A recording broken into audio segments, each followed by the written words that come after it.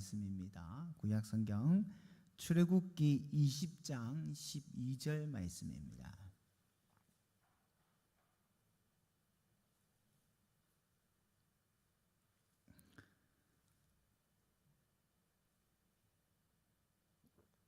다 찾으셨으면 합독하시도록 하겠습니다. 다 같이 읽겠습니다. 내 부모를 공경하라. 그리하면 내 하나님 여호와가 내게 준 땅에서 내 생명이 길리라.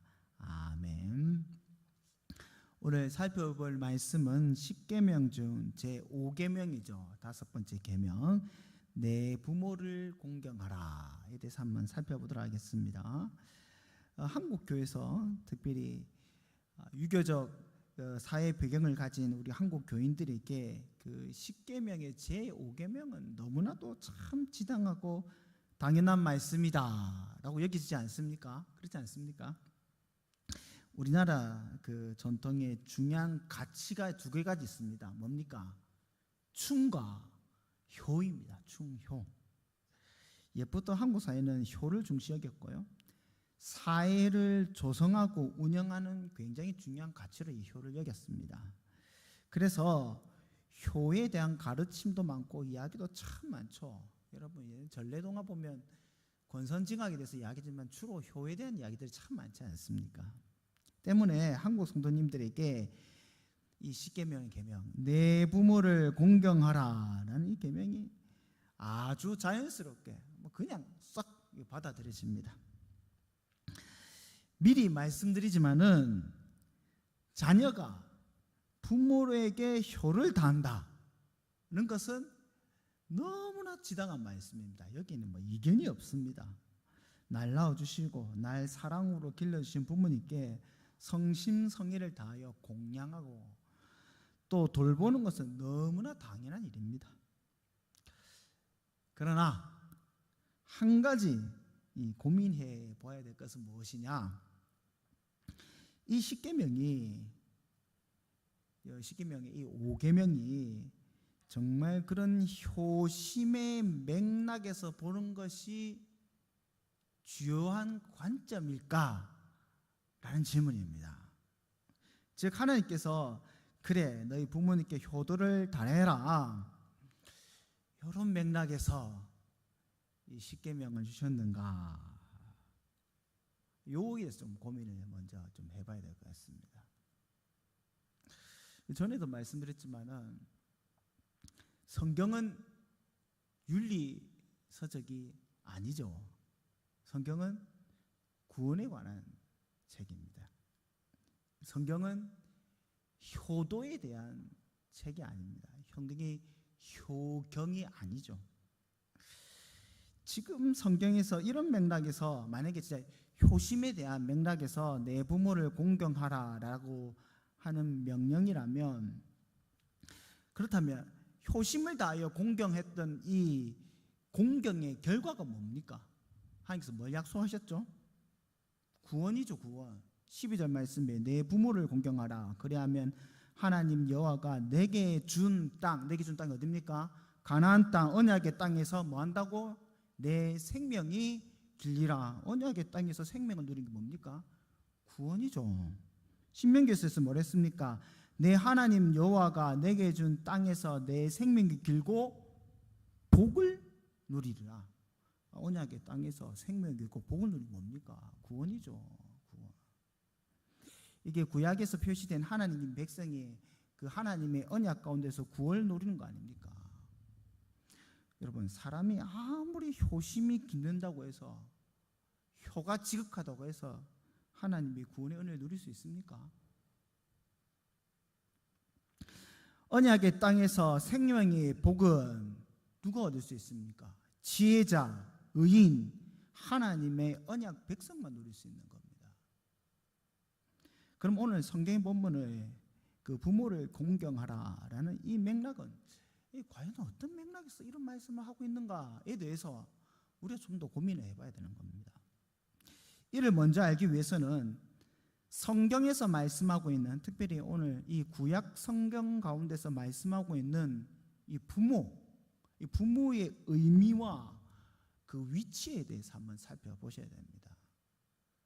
첫 번째, 하나님께서 주신 우리의 육신의 부모는 어떤 존재냐? 하나님과의 관계를 드러내는 존재이다.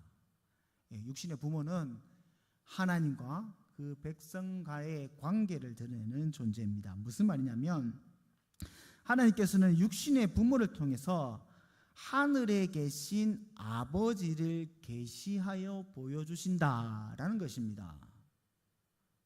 여러분, 부모가 누굽니까? 부모도 모르는 뭐 이렇게 보시면 안 되고, 여러분 진짜 부모가 누굽니까? 아까 말했죠. 효경에는 부모가 누구라 했습니까? 신체, 발부, 수지 부모라 했지 않습니까? 신체를, 발부를 주신 분이 부모다. 내 살을 주고 뼈를 주고 머리털을 주신 부모라라고 한다면 참 부모가 누굽니까? 여러분들의 몸과 영혼을 주신 부모가 참 부모라면 우리의 몸과 영혼을 주신 분 누구시죠? 하나님이시죠. 하나님 아니십니까? 욥기 31장 15절에 나를 태 속에서 만드신 이가 그도 만들지 아니하셨느냐? 우리를 뱃속에 지으신 이가 한 분이시지 않느냐? 하나님이 우리를 태중에 지었다라고 말씀하고 있지 않습니까? 시편 94편 9절에 귀를 지으신 이가 듣지 아니하시리라. 눈을 만드신 이가 보지 아니하시리라. 하나님이 귀를 만드시고 눈을 만드셨다는 겁니다. 시편 139편 13절에 주께서 내 내장을 지으시며 나의 모태에서 나를 만드셨나이다. 하나님이 만드셨다니까요. 시편 22편 9절에 오직 주께서 나를 모태에서 나오게 하시고 내 어머니의 젖을 먹을 때 의지하게 하셨나이다. 성경에서 뭐라고 하냐면 내 신체 발부를 주신 분이 누구라고요? 하나님이라고요. 하나님.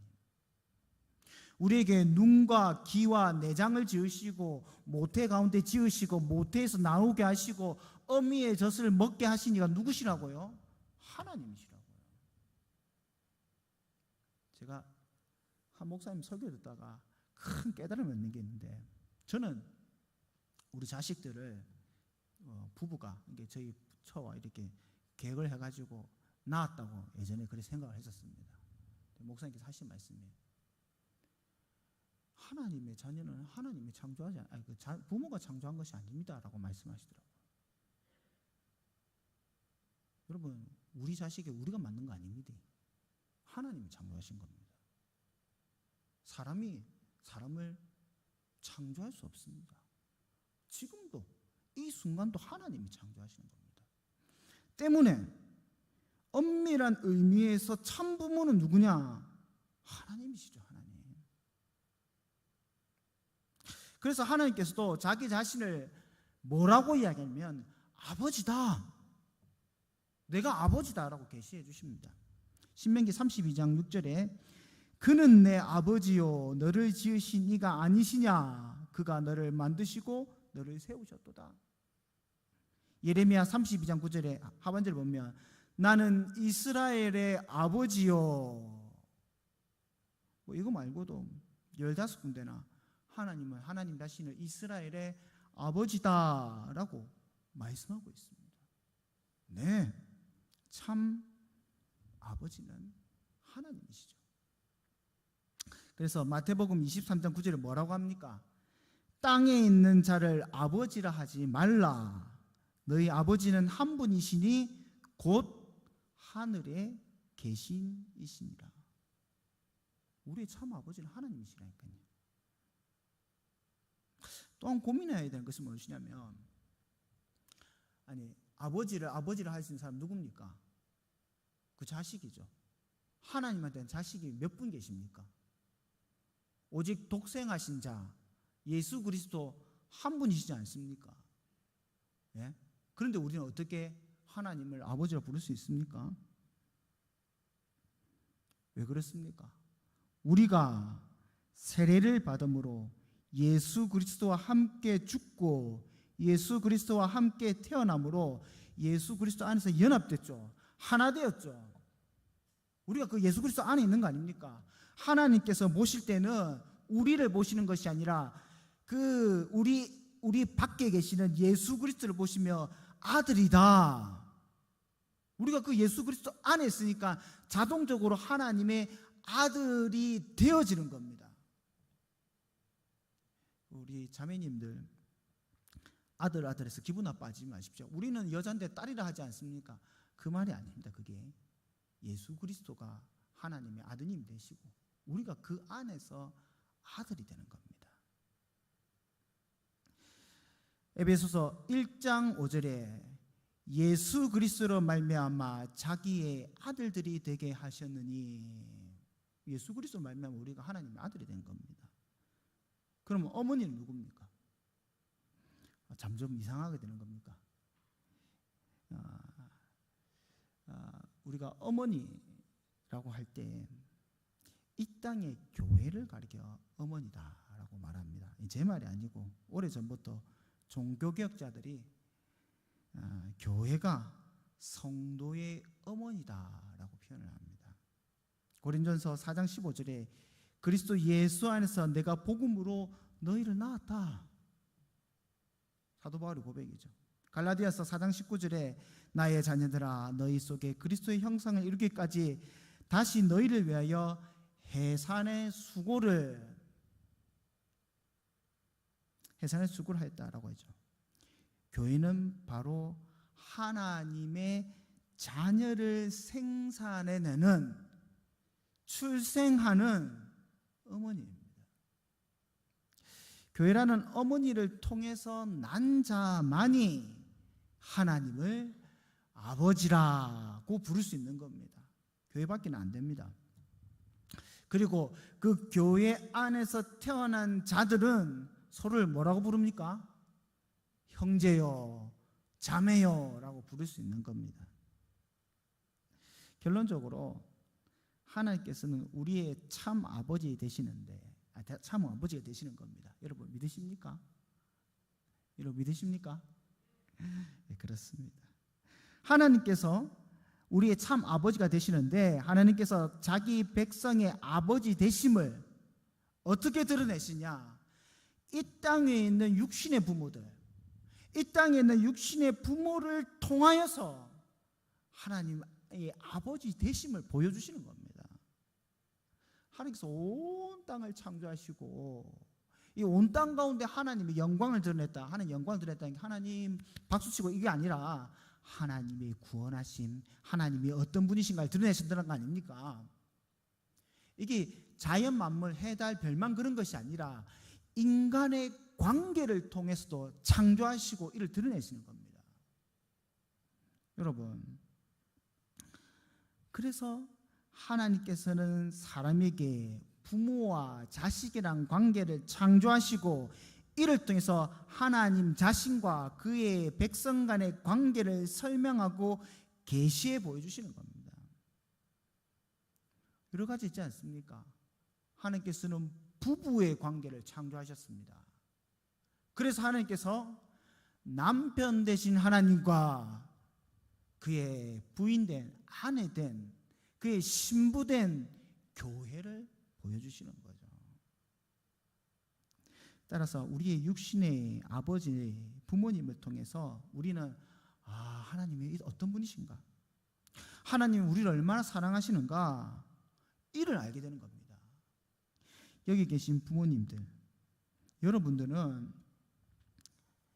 자신의 부모됨을 통해서 우리의 자녀들에게 하나님의 사랑, 하나님의 아버지 되심을 보여주는 역할을 하고 있는 겁니다.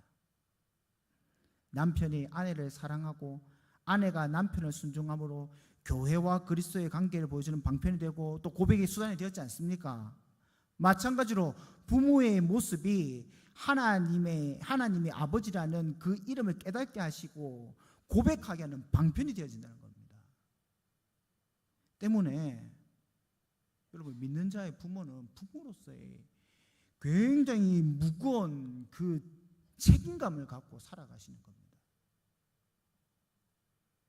반대로 자녀들은 육신의 부모를 공경함으로 하나님 아버지를 어떻게 경외하는지, 내가 정말 하나님 아버지를 경외하는지를 드러내는 겁니다. 하나님을 믿는 신앙 가진 자가 육신의 부모를 경외함으로 하늘에 계신 하나님을 경외함을 고백하는 것이죠. 이런 맥락에서 언약 백성들은 내 부모를 어떻게 됩니까? 공경해야죠. 신앙으로 공경하는 겁니다. 먼저는 참부모 대신 하나님을 공경해야 되고, 또한 이 땅의 부모를 공경함으로 하늘에 계신 하나님을 내가 이렇게 공경합니다 라는 것을 표현해야 되는 겁니다. 두 번째로요, 성경에서 이 부모는 어떤 존재냐면, 이 부모는 언약의 전수자이며 언약 안으로 이끄는 통로가 되어집니다.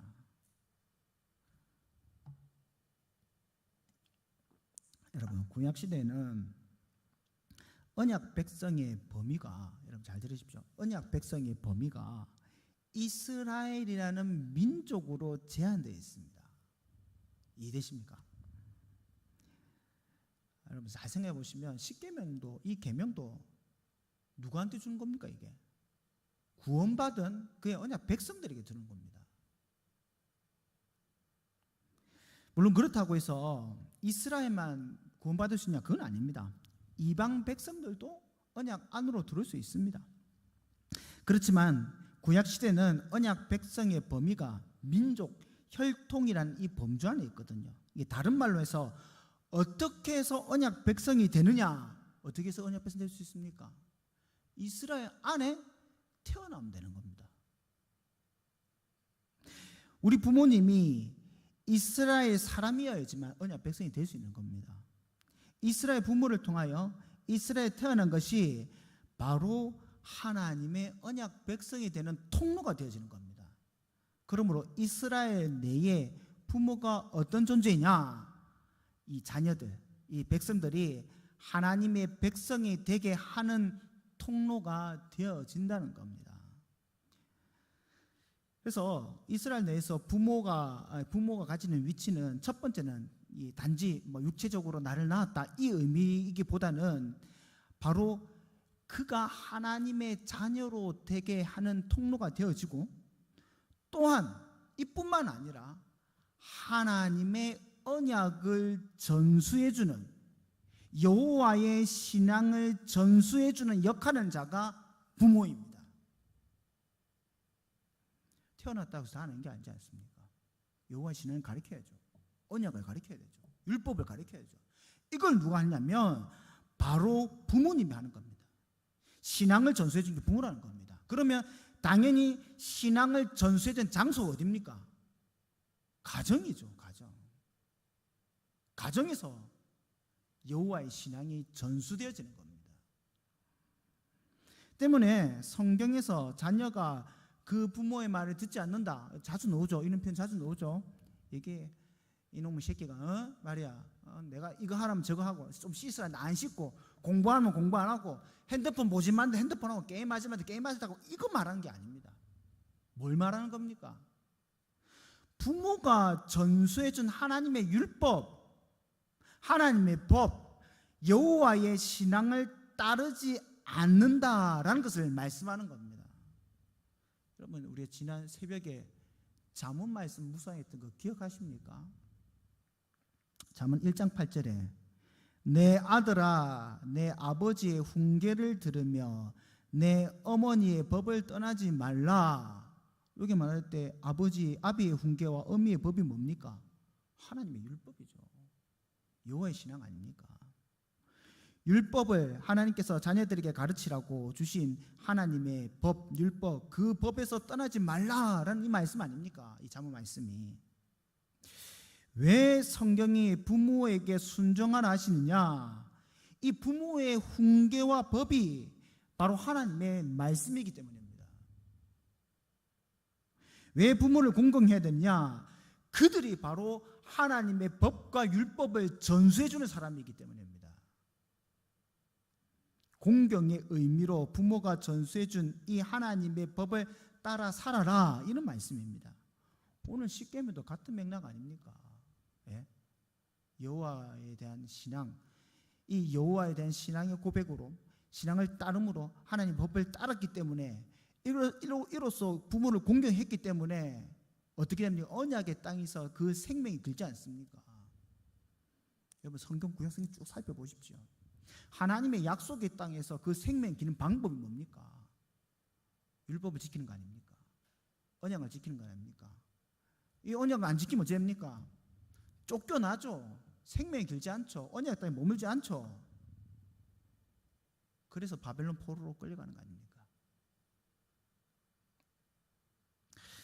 그래서 성경은 부모에게 순종하지 않은 이들을 어떻게 해야 하느냐? 이들은 하나님의 법과 명령에 순종하지 않은 백성이기 때문에 하나님이 주신 땅에서 살 수 없다라고 하는 겁니다. 이건 한번 찾아볼까요? 신명기 21장 18절 이하로 한번 찾아보도록 하겠습니다. 신명기 21장 18절입니다.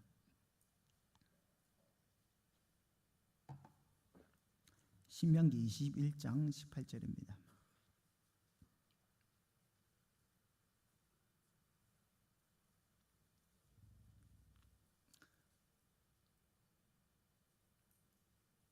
창세기, 출애굽기, 레위기, 민수기, 신명기 21장 18절입니다.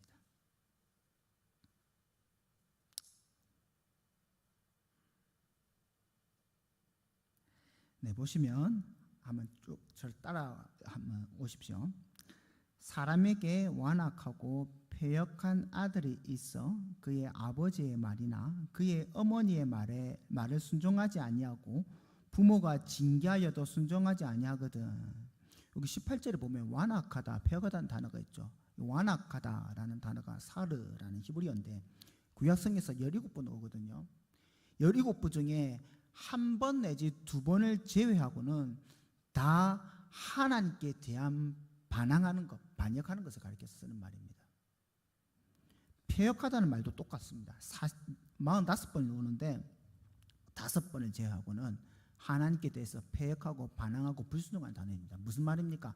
이게 완악하다, 패역하다, 이 말은 단지 육신의 부모한테 하는 말이, 육신의 부모에게 패역하게 대하고 반항한다는 말이 아니라 하나님께 대한 반항을 이야기하는 겁니다.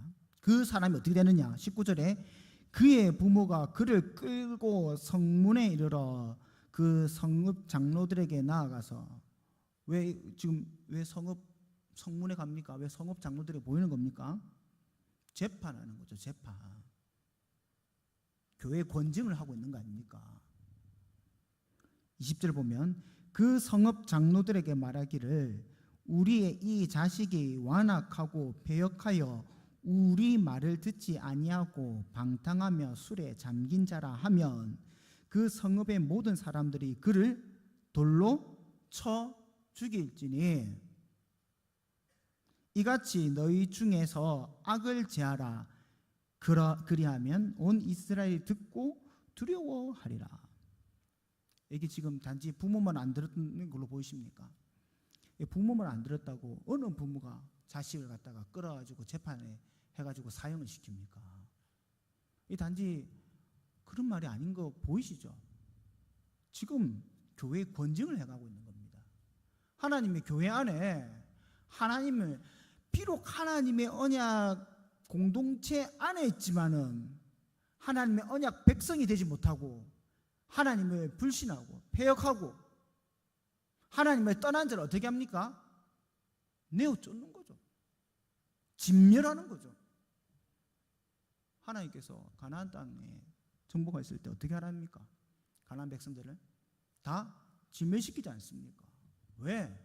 그들이 하나님 언약 안으로 들어오는 자들이 아니기 때문입니다.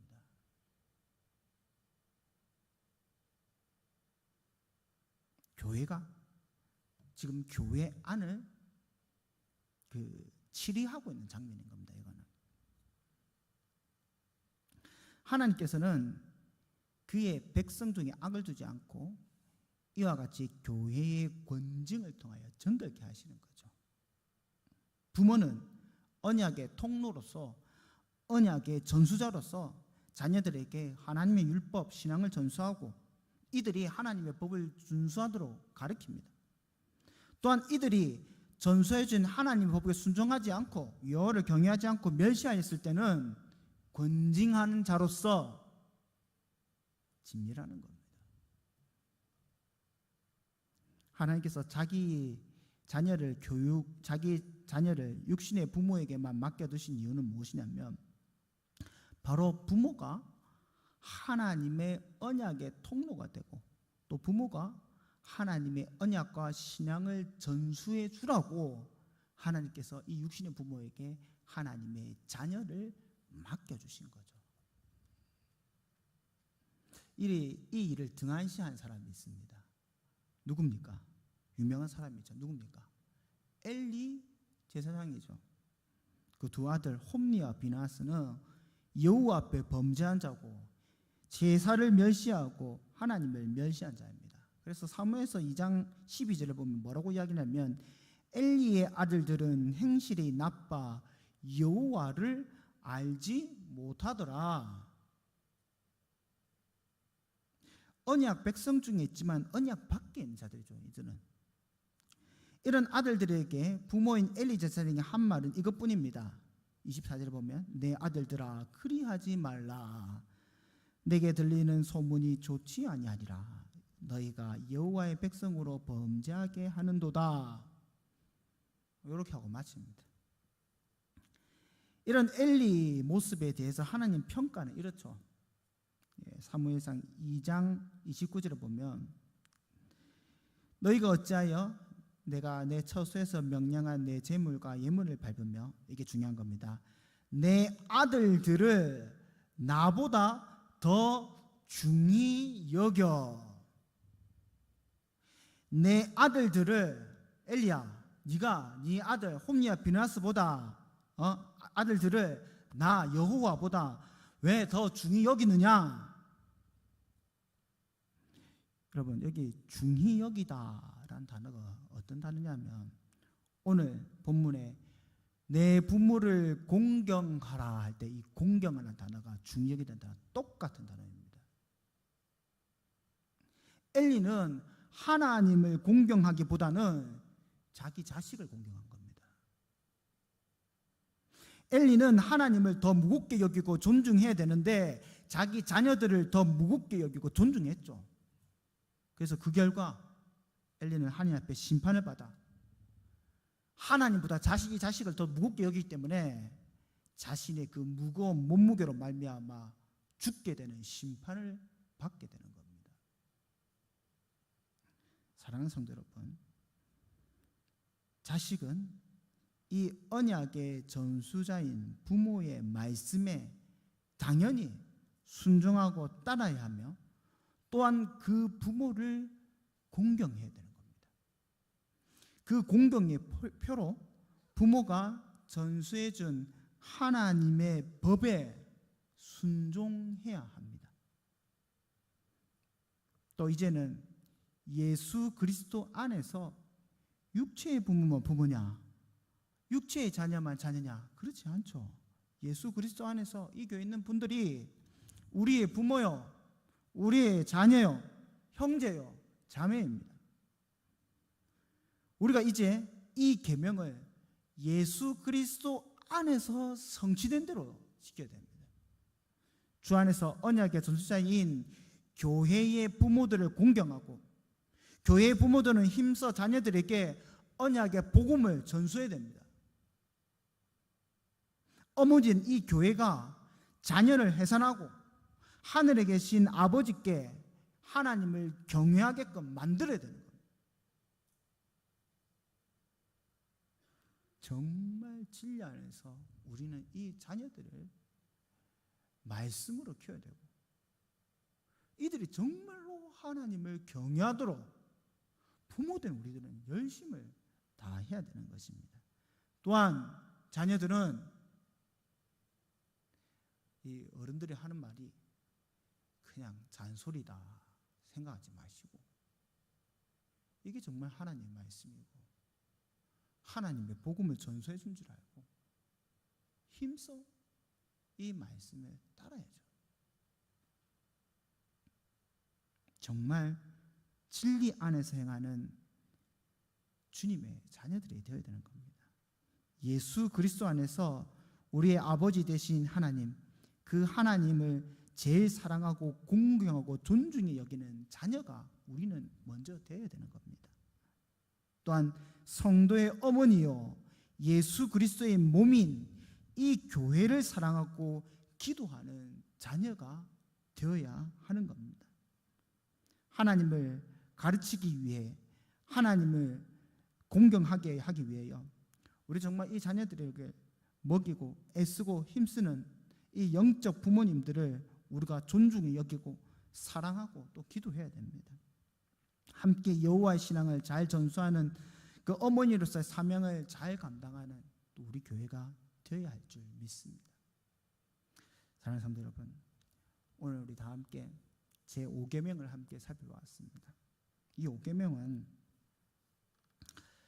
다시 말씀드리지만은 당연히 우리가 부모님, 육신의 부모를 공경해야죠. 그걸 하지 말란 말이 아닙니다. 하지만 적어도 오늘 성경에서 우리에게 이 5계명을 명령하신 이유는 우리가 참 복음의 전수자로서의 부모의 사명을 감당하고, 또한 우리가 자녀로서 이 부모들을 위해서 기도하고 따라야 할 것을 명령하고 있는 겁니다. 바로 이와 같은 역사가 우리 가운데, 이 교회 가운데 일어나기를 주님의 이름으로 축복합니다. 또한 한 가지 더 제가 바란다면, 우리 육신의 부모들 중에서 아직 복음 안에 들어오지 못하셔 이 참 부모의 역할을 아직도 하지 못하시는 우리 부모님들 계실 줄 알고 있습니다.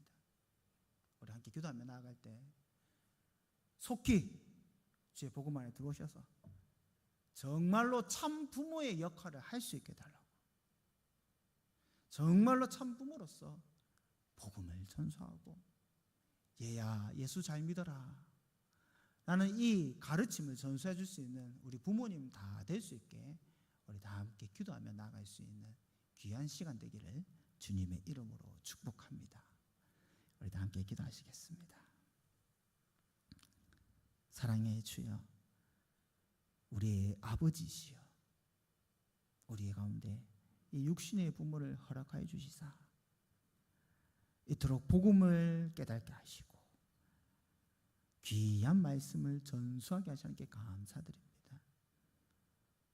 우리의 육신의 부모와 우리 영적인 부모를 통하여 전수해 주는 이 말씀을 우리가 순종함으로 부모를 경외할 수 있게 하여 주시옵시고, 또한 복음을 전수해 주고 있는 이 부모들을 위해서 늘 기도하는 신실한 자녀 될 수 있게 하여 주시옵시고, 또한 자녀를 생산해내는 이 어머니 된 교회를 위해서 늘 사랑하고 기도하는 자녀 될 수 있게 하여 주옵시고, 또한 우리 또한 부모로서 우리 자녀들에게 다른 것이 아니라, 세상의 다른 것들이 아니라 어떻게 하면 하나님 자녀처럼 살 수 있는지, 어떻게 하면 생명을 누리며 살 수 있는지, 어떻게 하면 복을 누리고 살 수 있는지를 온전히 전수해 준 주님의 신실한 부모가 될 수 있게 하여 주시옵소서. 오늘도 주님께서 이 같은 역사 우리 가운데 이루어 주실 줄 믿사오며 이 모든 것 예수님의 이름으로 기도드리옵나이다.